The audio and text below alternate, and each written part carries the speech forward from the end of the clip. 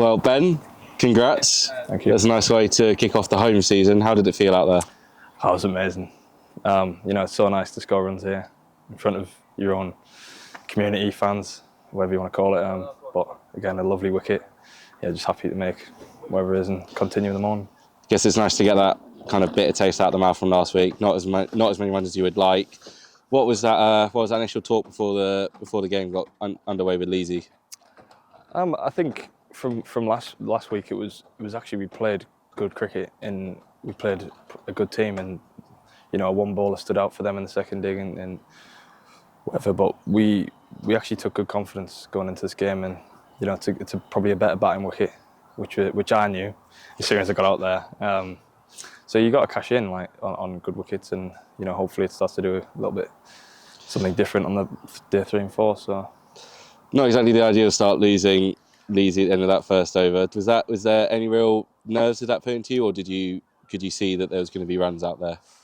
No, I think as bad as here, we all know that sometimes there's a good ball in April in England anywhere, but here it's quite unlucky. If you get one, hopefully it beats your outside edge. But I still thought there was plenty of runs out there, and you can't prepare for a good ball, can you? So it's unlucky for Leesy.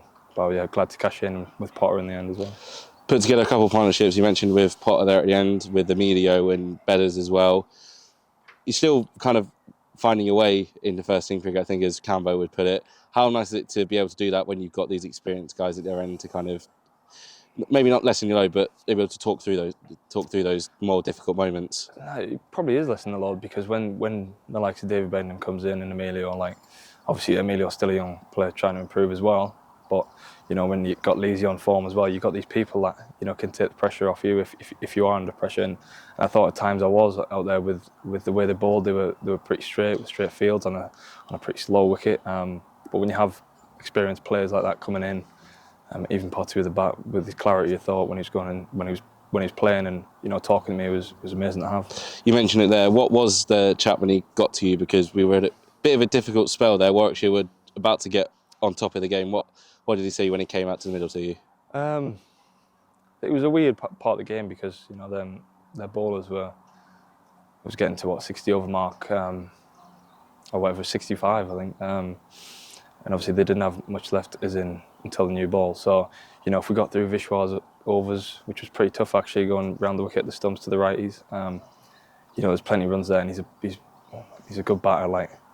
Obviously, he batted 11 last week, but that just shows what we've got in our ranks. So, yeah, it was still full confidence in we're going to try and get 350 here. And obviously we did, or whatever is close to. Yeah, we're pretty close to that as we sit overnight. 343 for 7. Seems pretty obvious. Just get as many runs as we can tomorrow morning before the bowlers are going to go to work with the ball. Yeah, like I say, it's a good wicket. So every run is crucial.